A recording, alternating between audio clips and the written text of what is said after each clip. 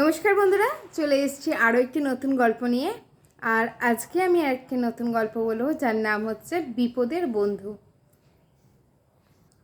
তো একজন মানুষের দুই বন্ধু ছিল।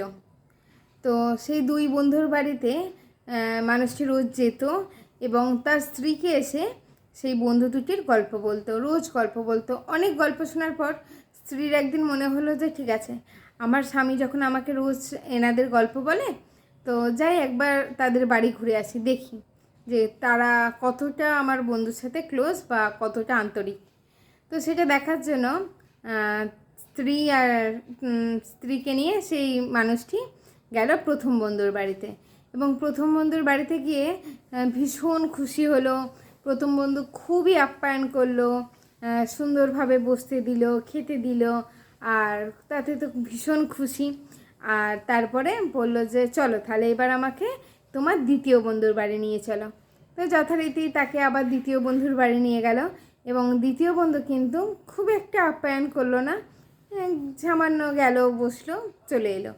তো বাড়ি ফিরে যখন জিজ্ঞেস করলো মানুষটি যে কী হলো, কেমন দেখলে আমার দুই বন্ধুকে, তখন স্ত্রী বলল যে তোমার প্রথম বন্ধুটি কিন্তু খুবই ভালো, ভীষণ সুন্দর আপ্যায়ন করলো, আর দ্বিতীয় বন্ধু কিন্তু আমার খুব একটা ভালো লাগেনি। তখন স্বামীটি তার স্ত্রীকে বলল যে আমার কিন্তু আসল বন্ধু হচ্ছে দ্বিতীয় বন্ধুটি। তো স্ত্রী বলল কীভাবে?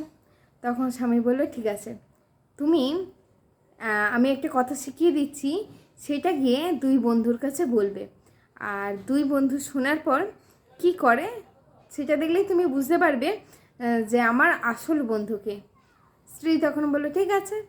তো যথারীতি প্রথম বন্ধুর বাড়িতে গেল এবং প্রথম বন্ধুর বাড়িতে গিয়ে স্ত্রী বলল যে তোমাদের বন্ধুকে ধরে নিয়ে গেছে রাজার লোক এসে, এবং রাজা তাকে বলেছে যে শুলে চড়াবে। এই শুনে তো প্রথম বন্ধুটি পিছু হটে গেল এবং বিভিন্ন কাজের অজুহাত দেখিয়ে সে বলল যে সে যেতে পারবে না।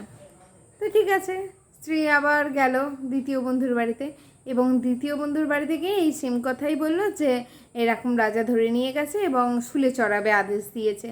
এই শুনে দ্বিতীয় বন্ধু তো তলোয়ার নিয়ে সোজা চলে গেল রাজদরবারে এবং বলল যে আমার বন্ধুকে যদি শুলে চড়ানো হয় তাহলে সেও তলোয়ার দিয়ে রাজার গলা কাটবে। তো এই ছিল আজকের গল্প। আর গল্পের নীতিকথা হলো, বিপদে যে পাশে থাকবে তোমার, সেই কিন্তু তোমার আসল বন্ধু, আর যেটা দ্বিতীয় বন্ধু করে দেখিয়ে দিয়েছে। তো আজকের গল্পটা কেমন লাগলো অবশ্যই কিন্তু তোমরা কমেন্ট করে জানিও।